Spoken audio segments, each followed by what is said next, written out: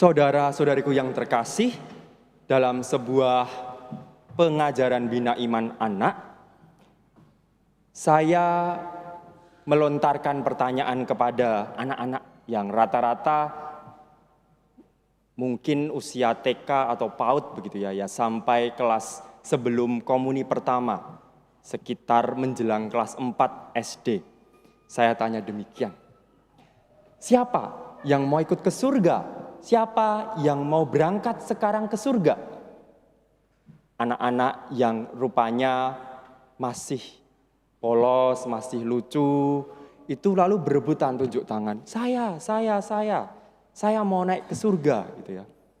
Tapi ada satu anak yang tidak tunjuk tangan. Lalu saya tanya begitu, kok kamu tidak seperti teman-teman yang lain ya? Tidak tunjuk tangan, ikut berangkat ke surga. Lalu jawab anak itu apa kira-kira, saudara-saudari?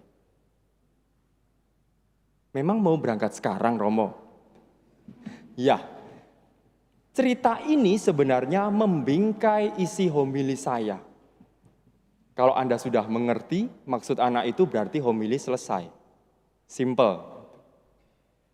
Nah, yang saya mau katakan sehubungan dengan pengantar tadi, dalam prolog, kita diajak untuk dengan peristiwa Yesus terangkat ke surga. Kita diundang untuk ikut mengangkat mata batin kita ke atas, tetapi pikiran, perasaan, tindakan kita terarah kepada dunia. Head, heart, hand Anda, 3H, itu terarah kepada dunia. Saudara-saudari, bukankah ini juga yang kita dengarkan dalam Kisah Para Rasul?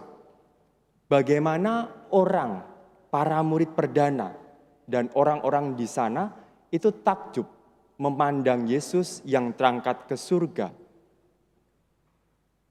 Pertanyaannya, apakah iman Anda hanya cukup diarahkan pada yang di atas?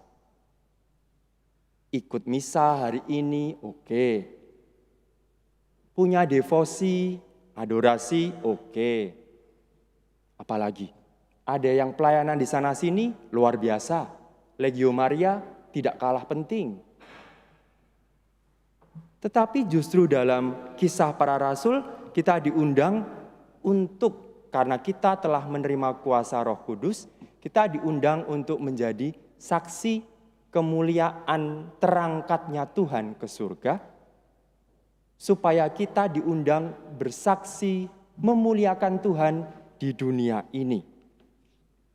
Pertanyaannya adalah bagaimana membawa kemuliaan Tuhan di dunia ini? Apakah mungkin dengan perutusanku, pelayananku, karya-karyaku, studiku, mampu menjadi saksi? Kadang-kadang orang sering bertanya dalam hati, atau mungkin mengutarakan kepada orang lain, tunggu dulu, karena saya juga masih banyak kerapuhan, tidak pantas di sana-sini, saya belum sempurna. Saudara-saudari yang terkasih, Tuhan memakai kita, memakai Petrus juga sebagai soko guru gereja, bukan karena pertama-tama Petrus hebat, bukan karena kita hebat sedari awal. Tetapi dalam perjalanan, justru karena kita mengakui kasih Tuhan yang membantu kita menyadari kerapuhan ini, lalu kitalah dipakai Tuhan untuk merambatkan iman pada sesama kita di dunia, sesuai konteks Anda masing-masing. Jadi rasanya benar juga yang dikatakan anak kecil tadi, memang mau berangkat sekarang, Romo. Kan saya belum menjadi dewasa, kan saya belum berbuat apa-apa. Saya belum berbakti kepada orang tua, mungkin saya masih suka nakalin teman. Nah, justru dalam ketidaksempurnaan ini, Tuhan mengundang kita untuk memurnikan panggilan kita. Apakah mata batin Anda terarah ke atas, tetapi budi Anda terarah kepada lingkungan sekitarnya. Kalau kita ingin masuk surga bersama Tuhan, tentu kita perlu terlibat menyembuhkan dunia. Kalau tahun ini gereja KAJ mengajak kita untuk merawat keutuhan alam ciptaan. Apa itu? Apakah hanya memilah sampah? Apakah hanya membawa tumbler yang kalau ketinggalan kita keluar-keluar begitu ya? Ataukah ada hal lain? Apakah manusia itu juga keutuhan alam ciptaan juga? Apakah kalau Anda punya binatang peliharaan yang Anda sukai, apakah Anda mau merawat itu dengan penuh kasih sayang? Saudara-saudari, artinya iman itu diajak untuk bergerak keluar, berani, dipanggil menjadi nilai buat hidup di sekitar Anda.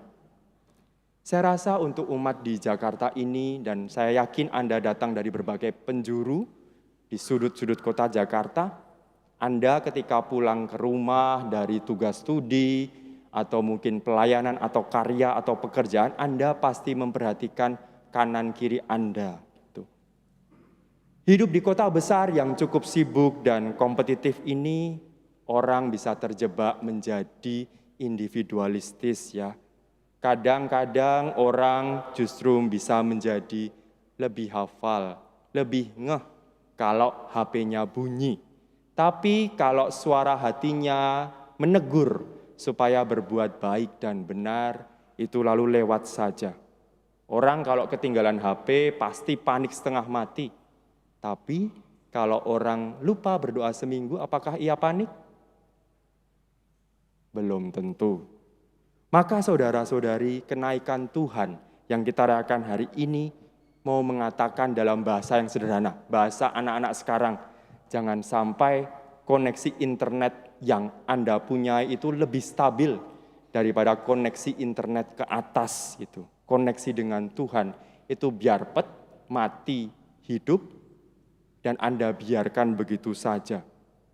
Maka saudara-saudari, dalam kesempatan kali ini, saya ingin mengundang Anda semua untuk berani melihat dunia, konteks Anda, apa adanya.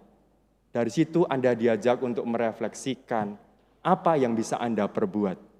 Kalau Anda sebagai bapak rumah tangga yang lelah ya, tidak pernah disapa istri padahal Anda membutuhkan afeksi, lalu hidup perkawinan itu sepertinya apa? Hambar begitu ya. Maka wahai istri, jadikan suami Anda itu partner yang sungguh Anda sayangi. Seringkali bapak itu sulit mengeluh karena merasa dirinya tidak pantas mengeluh sebagai laki-laki. Tapi ya tidak begitu. Nah, ini sangat real, panggilan untuk memandang mata batin, kemudian mata terarah pada sekitar.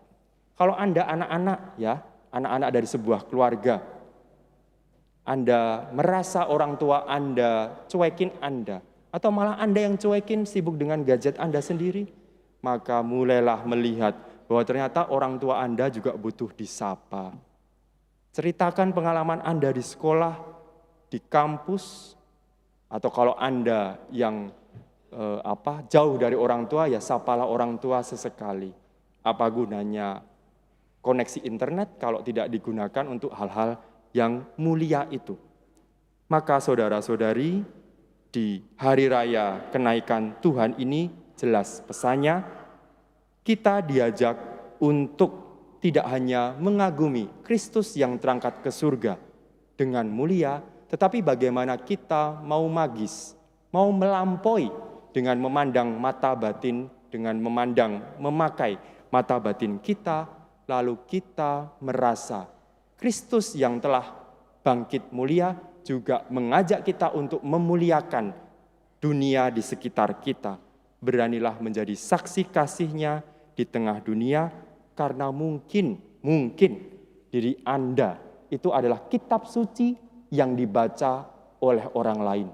Hidup Anda menjadi terang bagi orang lain, dan marilah kita mohon agar hari ini kita berani untuk menjadi saksinya di tengah ruwetnya dunia, di tengah kesibukan yang Anda hadapi, Dan kita mohon rahmat agar kita berani real break sejenak, mengambil jeda agar kita ditempatkan Tuhan sebagai jalan untuk merambatkan iman pada saudara-saudari di sekitar kita.